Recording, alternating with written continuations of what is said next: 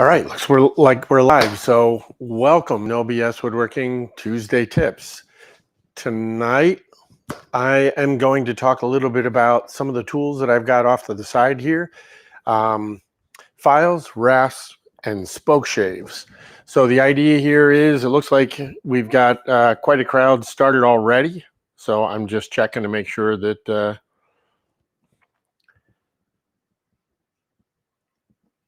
you guys can hear me before I proceed. Looks like we're getting there. Doug, Tom from Atlanta, Leo's here, John.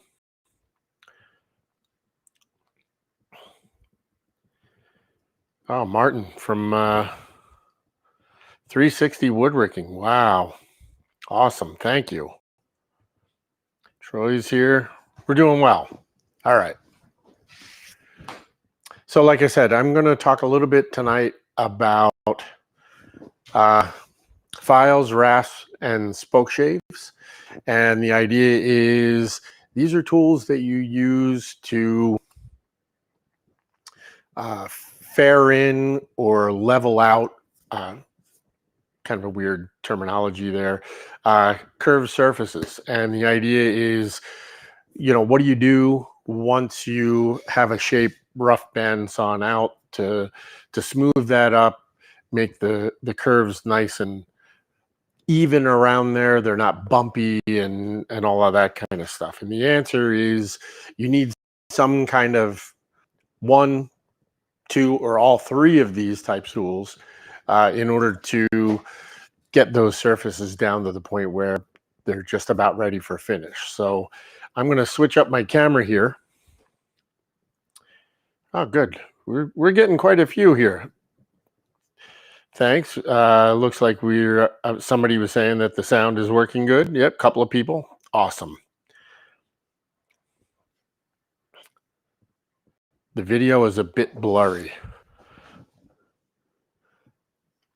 I am not sure what is going on there because it looks awfully clear on my screen. I can't tell any difference here. Let me see if I can expand that real quick.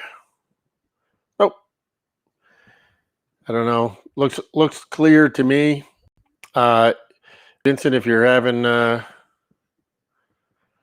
if you continue to have trouble, I would suggest maybe the answer is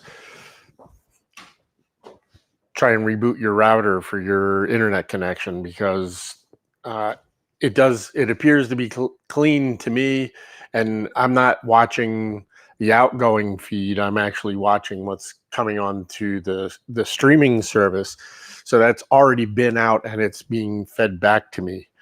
Yeah, there was somebody who responded to the email that got sent about the reminder about this, saying that they could see the video but couldn't hear the audio. I do ask every week at the beginning if you guys can see me and hear me, and so far every week everybody's answering. I'm getting lots of answers. So let's see, what else do we have here?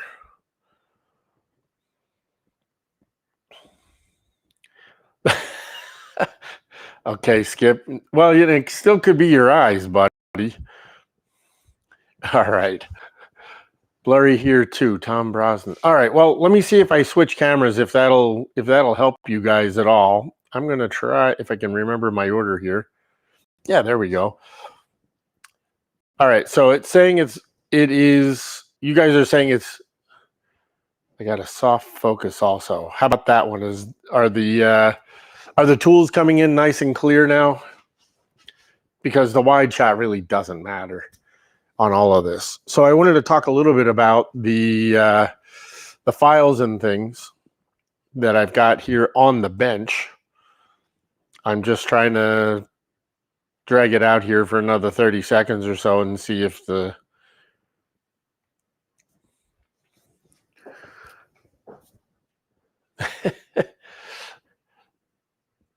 okay, Tim says it's much better. Good. I'm not sure what was going on with the wide shot.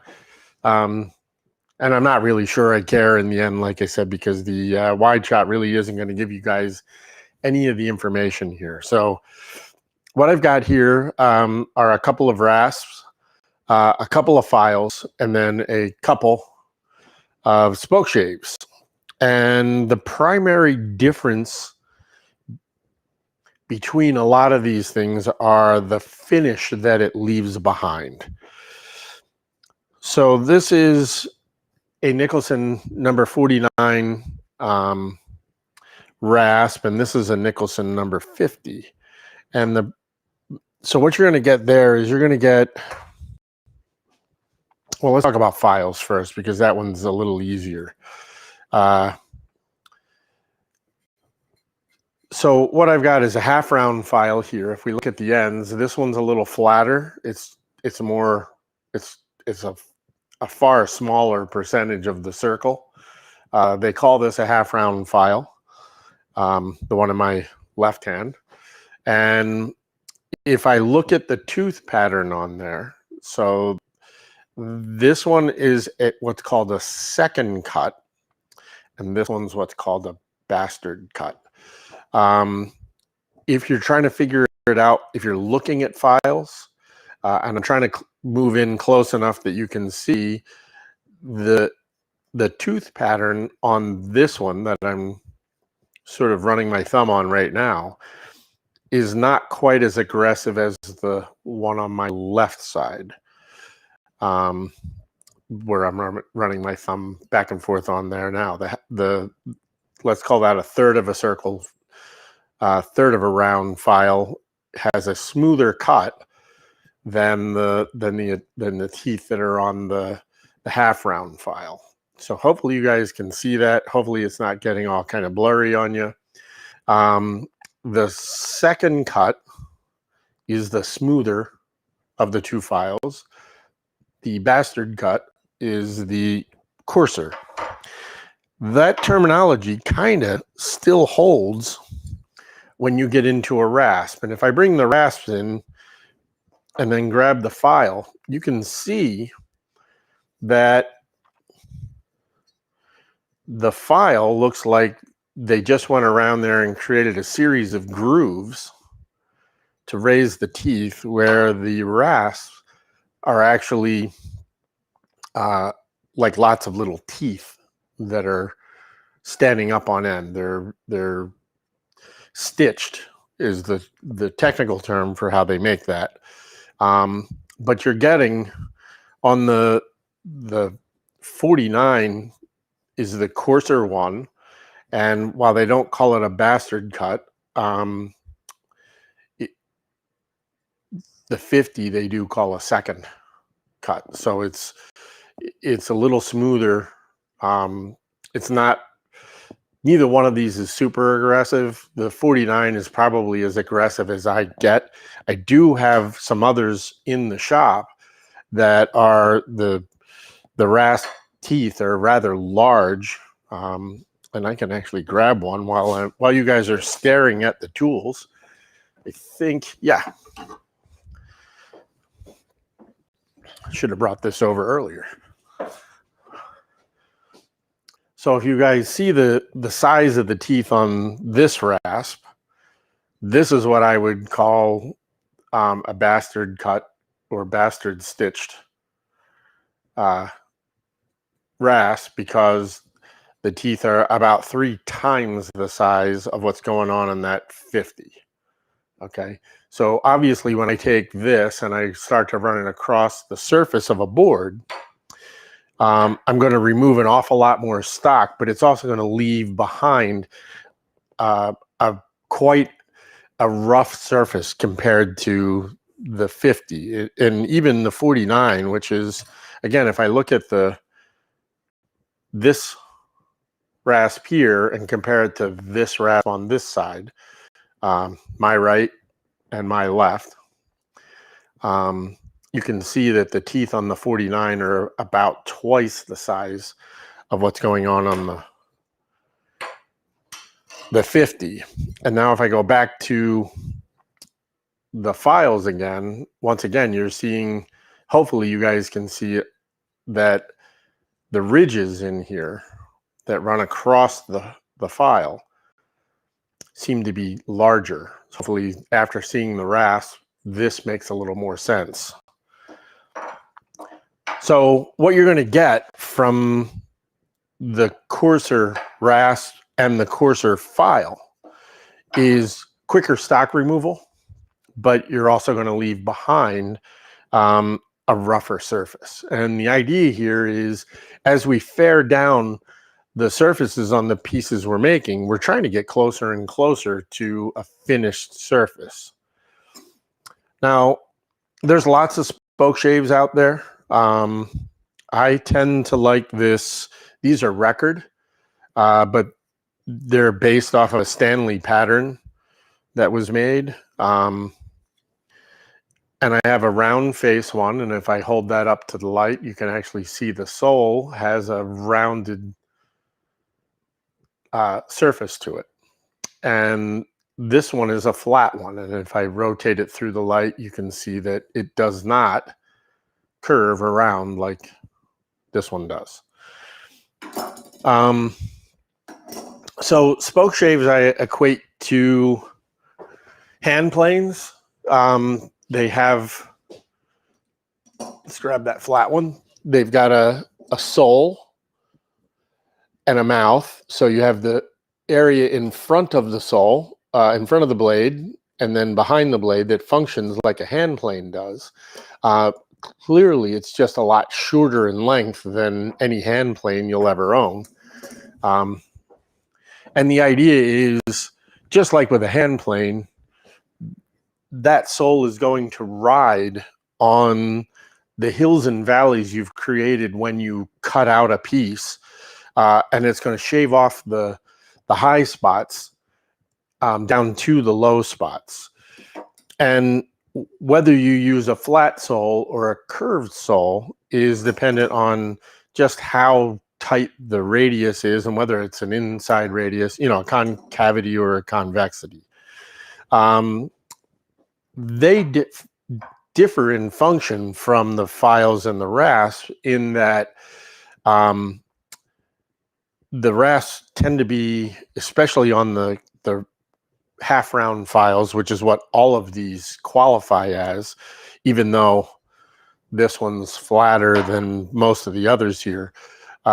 They still, for some reason, call them half round files, because I guess one side's flat and the other side's halfway round. But that's going to not necessarily flatten out the, whittle down the high spots to the low spots as effectively as the Spokeshave.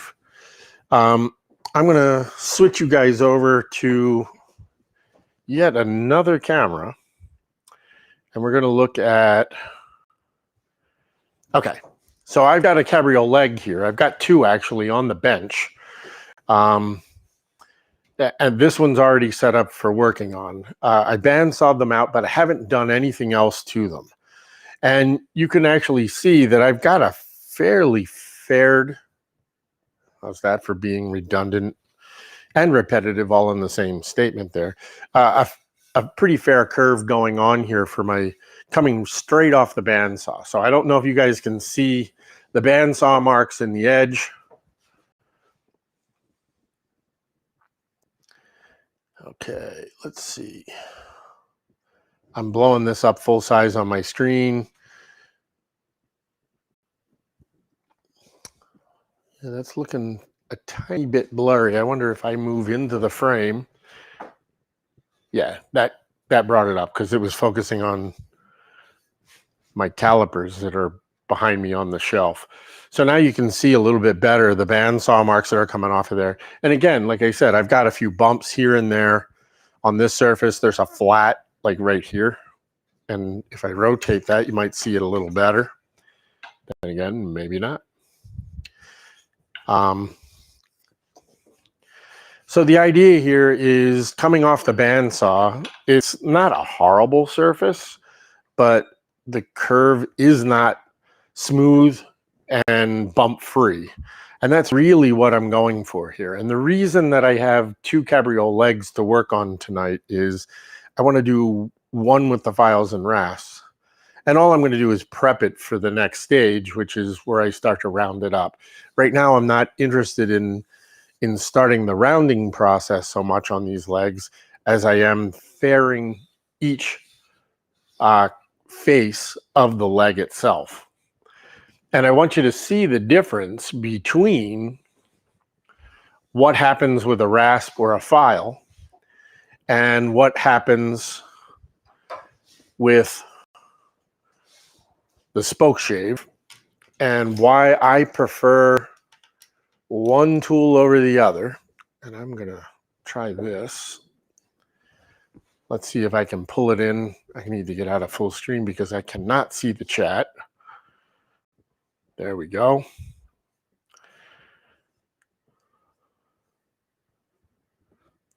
Okay. I'm glad you're late is fine, Skip. Don't worry about it. You can always go back and watch what you need at a later time, because this is being recorded. And like I said, not edited for your viewing pleasure. So this might be a little bit easier to see what's going on there. And you can see, like I said, I've got some bumps. And what I'm going to do is I'll start with that really coarse bastard rasp there. And I'll show you that when I start to work across here, think of this kind of like a scrub plane. You know, I'm coming in here at an angle, and I tend to work. I'm trying to do this so that I'm not blocking the camera, which is why I had the other camera set up, because when I come from the other angle there, you can actually see how I'm holding the file or the rasp, which is by the handle in my one hand, and I'm grabbing the tip with the other. I can tell you this really heavy duty rasp there, that bastard cut, really is not very comfortable to pinch between your finger and thumb. But if I work a little bit, and then I'll switch to the other camera and see if you guys can see the surface that leaves behind.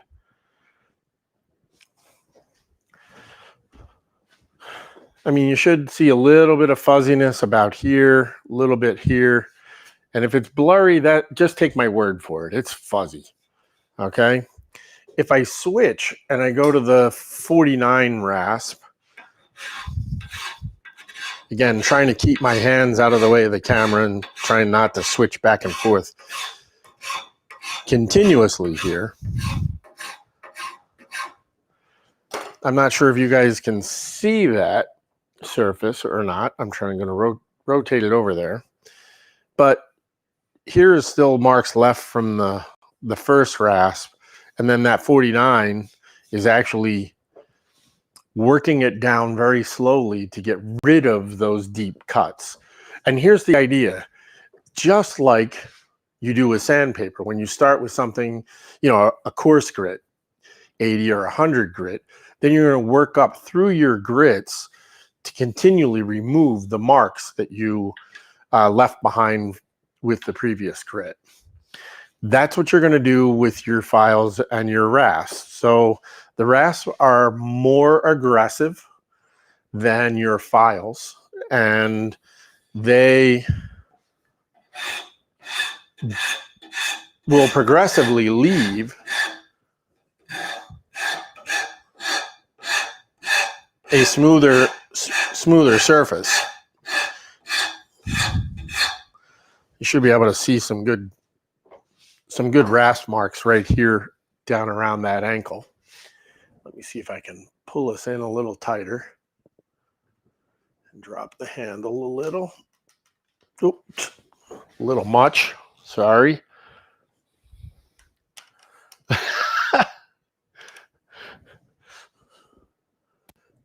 right, can you guys see the file marks or the rasp marks that are starting to show up right there?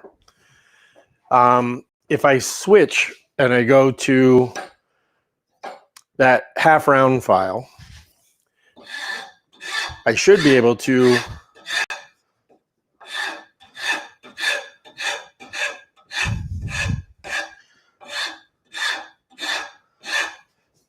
pretty much start to eliminate a lot of those rasp marks. Let me see where we are here. You guys are pretty quiet tonight. So that was the coarser bastard file. This is the second cut. So if I keep working down there, I should be able to get rid of just about every single file mark.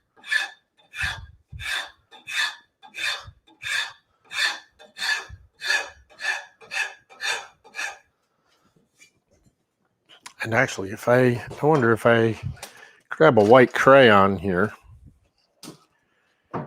If you guys remember the other week when I was showing you mill marks, I'm going to go back and rough this up a little bit. I'm going to take the 49 rasp and come back in here.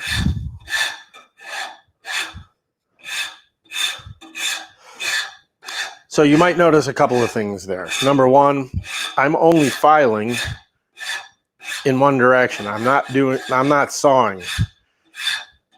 These teeth are really, both on the rasp and the file, they're meant to go in one direction. And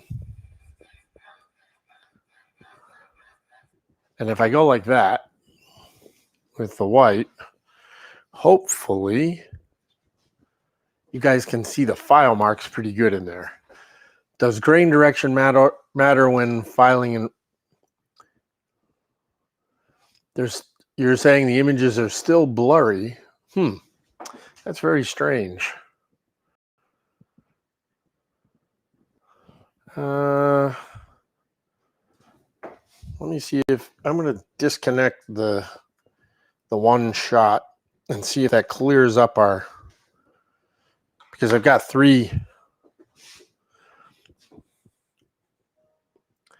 All right, is that looking a little better, folks? Just let me know. So Leo asked, does grain direction matter? And I'm going to say yes. So when I look at how the grain flows in this cabriole leg, I'll back up just a tiny bit. So the peak of the knee here, if we think of those fibers running top of leg to bottom of the leg, the peak of that knee is where the grain shifts, okay? So here I would work from that high point down towards this low point, and then I would work in the opposite direction from that peak down to the top of the knee. That's also going to hold when I get down here to the very bottom of the ankle. So if I'm working down to that center point, when I start to come back in off the top of the foot up to the ankle, I'm going to work from the high point to that low point again. So there's a grain shift here and up there. And if I work those, even with the files in the rasp, in the same direction as the grain is flowing, I'm going to get a smoother surface. Now you can also see here, I'm turning instead of that rasp being directly 90 degrees or perpendicular to the blank itself, if I turn and stretch it out, what I'm going to do there is I'm actually using the body of the rasp like the sole of a hand plane, and now I'm starting to ride more of those high spots and work down to low spots. So what I can see as I work this, and if I throw some more crayon on there, you might see it too.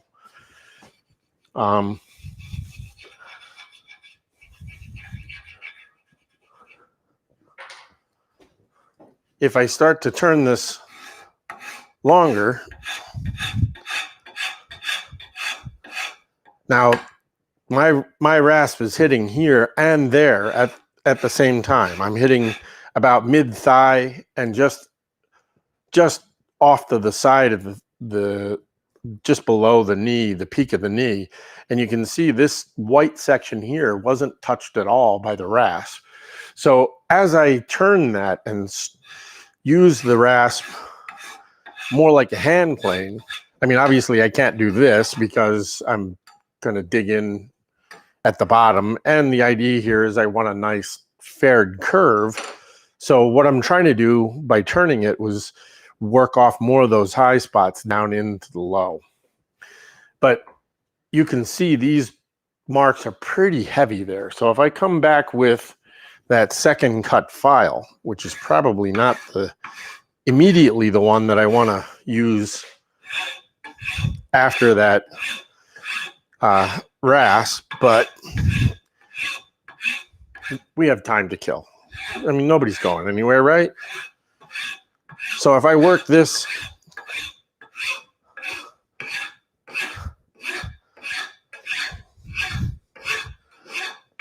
the way that I told you to work it, from the peak of the knee down, and now I take the crayon and I go back in there, you can start to see these areas are a good bit smoother than they were when I ran that rasp over there. Does that all make sense? Hopefully.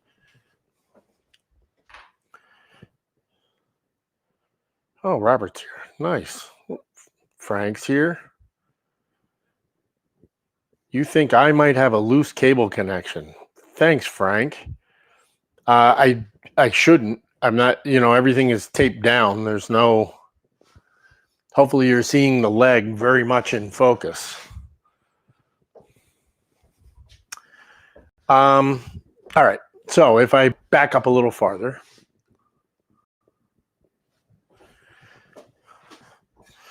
now you can see that's what I'm doing when I'm working with my files and my rasps. I'm going to start with that that second or double cut 49 rasp. Then I'm going to work it with the 50, which is going to smooth up that surface even more. And then I'm going to go in with the bastard file and work out those rasp marks, and then going to finish up with that second cut half round file. And that is going to get me pretty much the surface that I'm looking for. However, when I go to put finish on there, I can't just leave it like that. I'm going to have to take it and either scrape those surfaces, or I'm going to have to heavily sand them, because even with that file, hopefully you guys can see that there are lines, file lines running straight across that leg.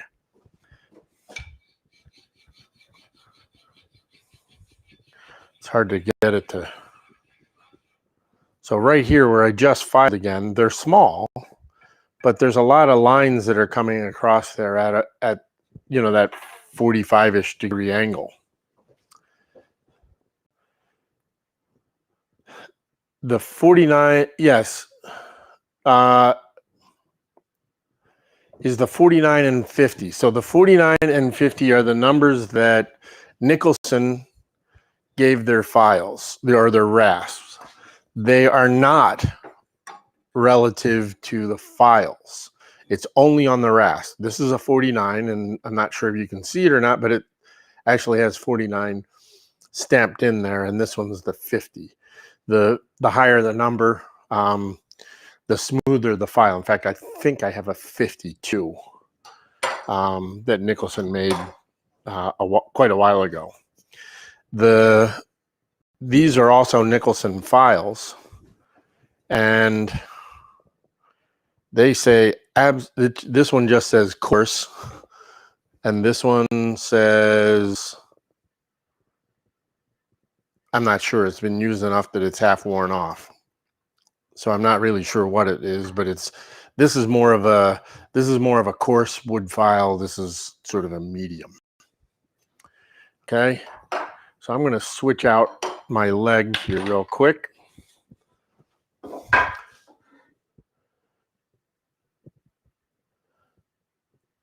Would it help to manually focus on the leg and then leave it? As far as I can tell, that's kind of what I have happening here. Let's see if I can.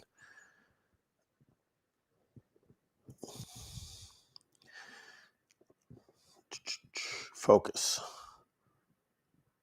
Manual focus.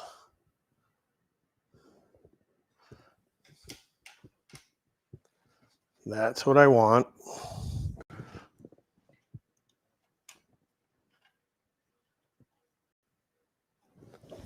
How does that look, guys? Is it?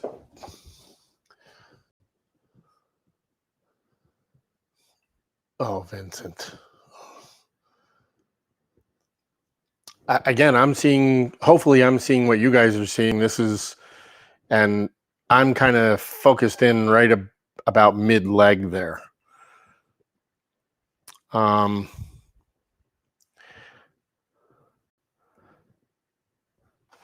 So Vincent wants to know, any place in your toolbox for a Shinto saw rasp? So that was the topic of since somebody mentioned 360 woodworking earlier, that was the topic of one of our podcasts. My whole take on that is just say no to the Shinto. Essentially, a Shinto rasp is a collection of hacksaw blades. I'm not really, I don't see any real benefit to it. To me, I sort of equate it to this thing where you've got those monster teeth on that rasp, and if you like it, go ahead, use it.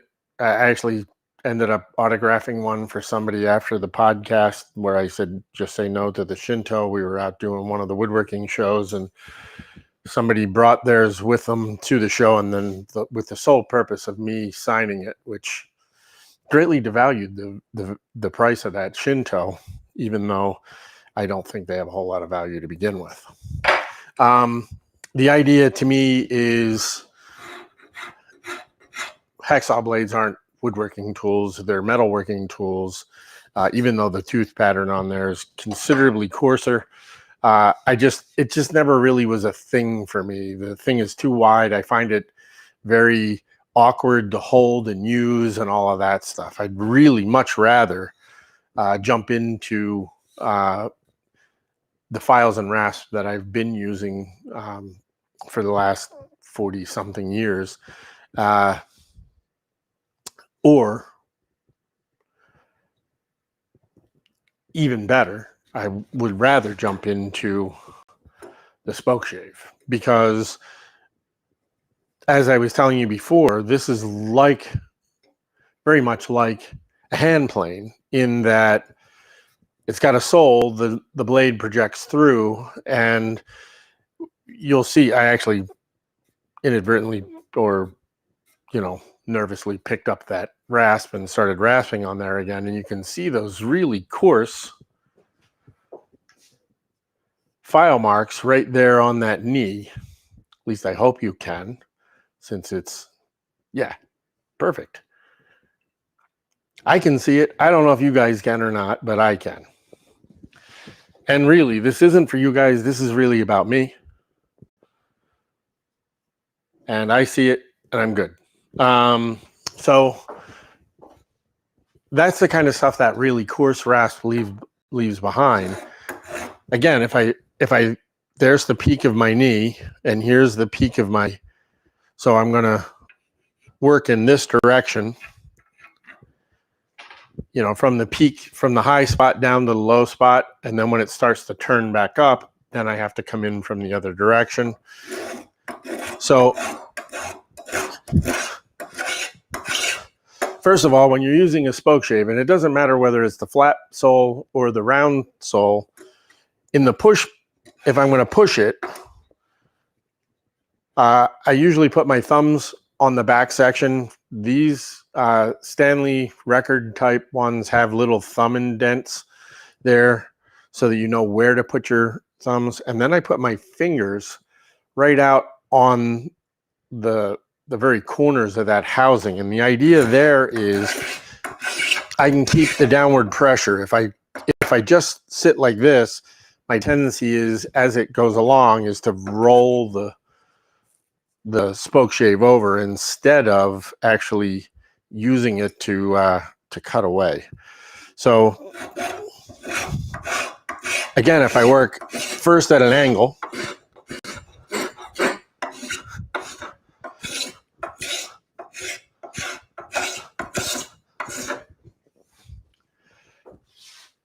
I don't know if you guys can see the difference in that surface from what I was getting off of the files in the rasp, but I mean, you're actually getting a shine. You're catching, you know, I'm trying to move through the light. There we go. There, you can see my reflection of my hand on that surface, which is something you can't do on a filer rasp circuit. I won't switch back to the other leg. I'll just file this one real quick. So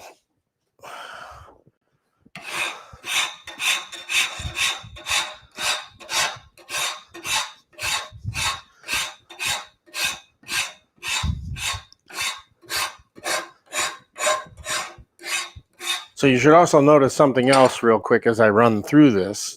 That was the Nicholson 50 rasp. This is the half round bastard file.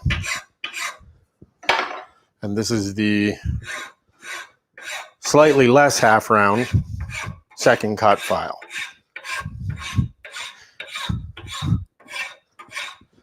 So again, as I work it down, I don't think you're getting, well, you're getting a little bit of reflection. That's not shadow. That's actually because the light's coming from that direction. There's no light behind me. So that's not shadow. You're getting a little bit of reflective. Whereas on this one, I mean, you can actually see as I rotate it through there, the surface turns almost white. It's so smooth and shiny. And I mean, you can actually make out my thumb in the reflection off of that thing. So for me, learning how to work the spoke shave means that I can not only fare that curve in a whole lot faster, but I'm leaving a much closer to a finished surface behind. If I turn around and work the other direction, and again, I'm doing my best to stay out of the path of the camera there.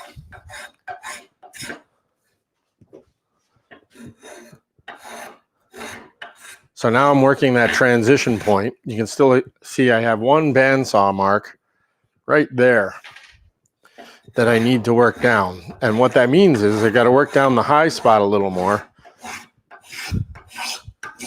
so that I can fare that in.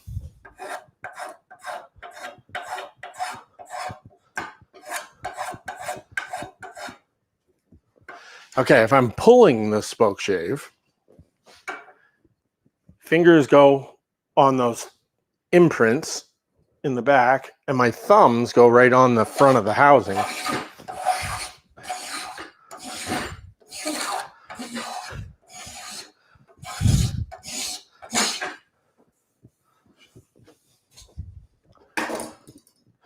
And let's see if I can tighten that up a little bit. I'm going to switch back to the wide shot, hopefully. Greg says it's okay. Let me see if I switch back to the wide shot. That's not going to help. Let me plug in I don't know what's going on there with the variation in like I said, I'm watching this through the stream. So I'm not watching it off the cameras so much. Oh, swell. Come on, you. That's not the camera I wanted. That's kind of the camera I wanted, right? Let's see if I get in there behind. Can you see that I've got just a nice smooth arc here from the knee, from the top of the knee on down, right down to where I stopped spoke shaving. It's a nice continuous bump-free curve. Whereas if I switch out to the rasp one, hopefully this is something you guys are going to be able to see. You should still see kind of bumpiness right up here at the knee, but more importantly, there's still a low spot. This curve, there's a divot from here to here. And again, I'm not sure if that's going to be able to translate very well onto the camera or not. But we are doing our best here. Let's see if I can actually, yeah, you can, if you guys look, can you see? So what you were seeing off of that camera is you're looking at this edge. And that's what I look at when I start to fair in my surfaces, is I look at that edge. And what I'm seeing is, on camera anyway, is it starts to curve here and it comes down, and then there's this hollow from about here to here, right where you're starting to see the crayon back here showing up on camera. And then it bumps up and it disappears like right there. So what that means is this is that low spot that needs to be faired in more. And it's going to take a lot longer with a rasp or a file than it does with a spoke shave. So if I grab my spoke shave real quick, I can take this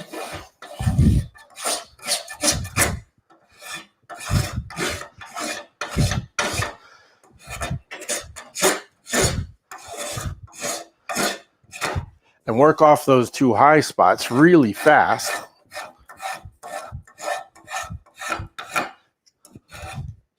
And then I'm going to show you something else.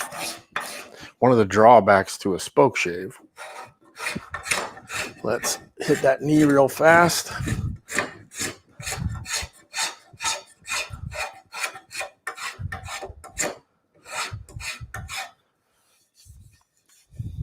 Get a bump right there. All right. I'm going to switch back to the other camera. Hopefully you guys are seeing that now that curve, looking at that front edge, is a lot more bump free. Okay. That high spot that was here and here with the low spot in between is now more of a faired in curve. Again, I'm going to come off a full screen so I can see the chat. Gregory says he'll drive down so you can see it in person. That's fine. Okay, but you're also seeing would the spoke shave be your finish tool before sandpaper? Yes. Okay, so I'm going to switch back to the other camera real quick. I wanted to show you one more thing. One of the drawbacks, I think it's that one. Yes. Let's pull it in a lot tighter. Can you guys see this little bit of stuff that's going on right here? This is an area where the grain kind of swirls for some reason. And what I'm getting right here from the spoke shave, right in this spot, is some tear out. So that's something you're not going to get with a file or a rasp. If I work that in the proper direction here, I'm not going to make it fuzzier. If I work uphill, going back to Leo's question, I mean, I can work uphill, but what's going to happen is these areas are going to, I'm actually folding the fibers back up, because this isn't cutting them. It's more of braiding them, and it's going to roll those fibers up, and it's going to feel fuzzier than if I use the spoke shave and I just come in from above and work high to low. I get a much smoother surface all around. Okay. I'm not sure what you guys are able to make out in the video. Hopefully, this thing isn't a complete blur fest when YouTube saves it. So I'm going to back to the wide shot now. So these things all have their place. I'm not trying to say that you should have one over another or anything like that. What I'm trying to get you to do is see the positive aspects and the drawbacks to each of these kind of tools. The files and rasps are going to leave a lot more tool marks. They're going to be a lot slower to fare in the curves than a spoke shave, but then you don't have to worry about tear out too. So if you're, this is for the most part fairly straight grained walnut. If I was going to do this in curly maple or something really figured, I might do a little bit more rasping and filing in there, because at that point the grain is shifting an awful lot. Although usually if you make cabriole legs out of curly maple, those two peak points still hold. So that peak of that knee, I'm going to work from the high spot down to the low, and usually depending on the intensity of the curl, it's going to come up fairly smooth. The transition points become a lot more problematic. And for that kind of a thing, and again, this really isn't about cabriole legs, it's more about when you're faring in curves. It doesn't matter what kind of a curve you're making. If I'm doing a convex curve in curly maple, the downward sides are going to work a whole lot easier than that transition point where the grain changes from one direction to another. So a lot of the time what I'll do is right at that peak, I'll go in and I'll work about a half an inch on either side of that transition point, and then go back in with the spoke shave and bring it back up so that I'm not to the point where, okay, if I go back another eighth of an inch, I'm going to start to tear out the grain. So these things where, I don't own the files and rasps because I only work with spoke shaves. Once again, I go to the more tools you have, the more problems you can solve. So depending on what I'm making the legs out of, it's a really good possibility that I'm going to have to use a file, a rasp, and a spoke shave to make the piece work the way I want. The key was that I showed you how I like to hold my rasp and files, that I pretty much only work in one direction. I don't drag them back and forth across there. Even the files, if you run your finger across the file, one direction feels smoother than the other because it's meant to cut in one direction. And clearly, if you guys have a rasp, you're going to see that. Much like the spoke shave is only meant to cut in one direction. If I put it on here and I try and pull it back up, I'm not cutting anything because the blade is angled away from, in this orientation, is angled away from me. It only cuts towards me if I turn the tool around. So let's see what kind of questions you have beyond what's already there. So yes, that would be okay. So Douglas says whatever that little reload was, it fixed the video nicely. Thank you. Are you applying uniform pressure or more pressure on the high spots? I tend to try and put a fair amount of downward pressure on the spoke shave no matter what, because that's going to stop it from wanting to roll over, as well as chatter. You also saw, and I'll switch that camera up again and see if that, and honestly, the focus thing here, that's the wrong one. We want the other camera, that one.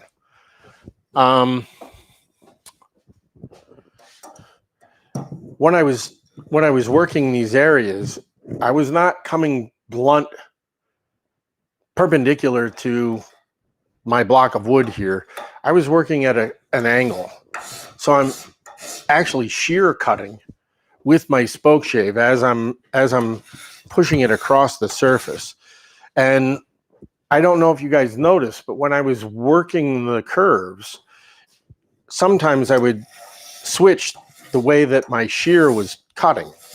And the reason for that is, I know I'll never get this on camera, there's micro chatter right here. I mean, I can see several really shallow parallel lines at the angle that I was holding the spoke shave. So once I get a little bit of micro chatter, you'll see me switch. If I was working, let's say 30 degrees in this direction, and I get a little bit of that chatter, I'm going to switch back and go 30 degrees in the opposite direction so that I'm riding those high spots instead of being like I'm riding rumble strips in the airport parking lot there. So I guess I would say, to answer Gregory's question, yeah, I'm kind of using a pretty uniform amount of pressure all the way around, and it's a fair amount all the way around so that the piece doesn't pop off and start bouncing around. Let's see. Leo wants to know how about a card scraper? Yep, you can go back with a good sharp card scraper. But what I'm going to tell you is that I'm using that to remove file and rasp marks for the most part. I'm getting a fairly smooth surface off of my spoke shave. So I'm going to sand that and let it go. Dave Redlin wants to know about riffler files to detail areas. And the answer there is, if I'm carving, I can see a use for them for some folks. I'm going to tell you flat out that I just don't. It's not that I'm against them. I have a set of rifflers here because when I first started carving, carving is all about understanding grain direction. And to be honest, so is this. So when I first started out, I had the rifflers and sandpaper to help compensate for my lack of ability to visualize that grain shift. So you get minor tears. It's easier to file and sand them out than it is to, and then what you do is you just continue to work harder and harder at creating absolutely smooth surfaces instead of trying to deal with going back in and working out sanding and file scratches. So I have rifflers. We've used them, but not anymore for me. I don't think I've ever, probably only on one or two things. And what I really dislike the most about files and rasps, especially on something like a cabriole leg or into a foot, which is essentially what a riffler is. It's a file or a rasp, depending on the tooth type. For me, it was always harder to work out those file and rasp marks than it was to work out a little bit of spoke shave or chisel chatter. So I always found it just easier to go back in with a little coarser sandpaper, work that out, and then come back with finer paper to get rid of the scratches. This part of the leg where I spoke shaved that flat surface, like I said, you were seeing that reflection fairly well in there. So that's not going to take a whole lot of sanding to make it ready for finish. Again, not about cabriole legs, but the first thing I do is bandsaw them, and then I work the four surfaces to fair in those curves. And I can do a show on this sometime, just the basics of cabriole legs or something. And all I'm looking at are those edge lines to make sure that I'm bump free. And if once I get all 4 sides done, then I start to round things up. So at this point, there's really talking of a smooth surface really is a little premature because once I start rounding, that modifies everything. I answered Leo with the how do you Dexter wants to know, how do you know when your files and rasps are toast and it's time to replace? When you are now working a whole lot harder than you ever did before. My files and rasps these things are probably 40 years old, and I've never had a problem with them. There are services out there that if you really, I try not to run into metal with my files and rasps. Again, I'm using them, fairly Spartan, in a fairly Spartan fashion, so that I'm not really wearing them out all that fast. Like I said, these are probably they got to be at least 42, 43 years old, and I've never done anything to them. Had I worn them down more, there are services that will recondition your files. I'm not sure how well they work. Some people have told me there's kind of things, they run them in some kind of an acid bath. Oh, I meant to show you a card file, because that's another one of the necessary tools when you're working with these things. Let me grab one out of my tool cabinet. So, card file, one side is all wire. Let me switch cameras. We'll get you on close up real quick. Come on, you. It's that one. No. It's that one. All right. So one side is more like a wire brush, and the other side is, now my card file has taken a beating over the years because I clean my files and rasps fairly often. Wood's a kind of a sticky thing. So when you're working your material, these will clog up. And if you keep working it, that's really, to me, what helps break down those things more. I mean, you can see here, maybe you can see it. There's walnut shavings or dust built up right in that rasp. So if I just run across there a few times with my card file, keep it nice and clean, you're actually getting, except for where those two won't come out, but it gives it a lot more bite and you run through it a lot quicker. I tend to think it also makes your files and rasps last longer the cleaner you keep them. And again, card file, not a bench brush. The whole idea here is I can use either the wire section, or if the wire section is really good for really sticky woods, white pine, high resin woods like maple and cherry, things like that, to dig the stuff out of there.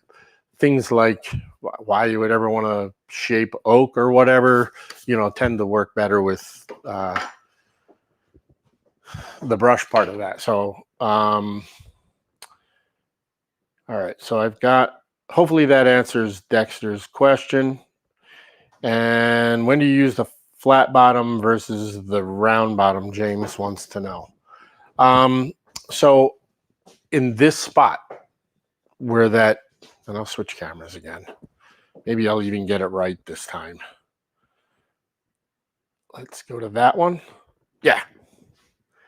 So where that transition point is here, this part of the ankle, and I'll move the camera over just a touch. There we go. So this is a pretty tight curve. Curve bottom. I can get in here and work this area a whole lot better. Now here it's more the adjustment that's coming into contact with my foot that's going to stop that problem. But if I bring the flat bottom one in, I'm not going to get any cutting at all because it's going to hit on the front and the back of the sole. And I'm not going to get any cut whatsoever out of this.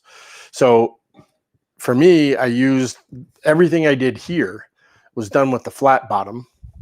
Once I get into this transition point, I'm going to come in a little bit from both sides with that round sole. So it's mostly on concave surfaces that I'm going to use that rounded sole. Hopefully that answers the question. Let's go back to that wide shot and try and wrap this up because we've been on here for an hour again. I think I had to just throw out the idea of trying to do this in about 30 to 40 minutes. And we had to just call it, I'll see you guys every Tuesday night for about an hour. Because it's just, you know, it just seems to be that way. If I don't see any other questions here, which I haven't yet, I'm going to call it an evening and we're going to wrap it up. And I forgot to look at the list earlier today. It was kind of a busy day. So I didn't get a chance to check off and see what is happening next week. So what that means is if you haven't gone to the website, right down there, go there, sign up for the newsletter list. You'll get a notification as to what next week is.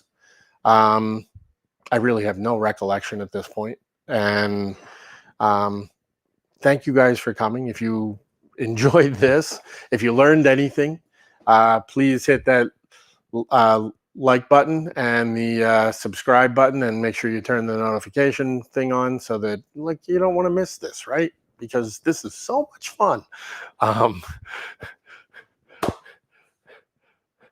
Thoughts on wooden Spokeshaves bevel up real quick. Yeah.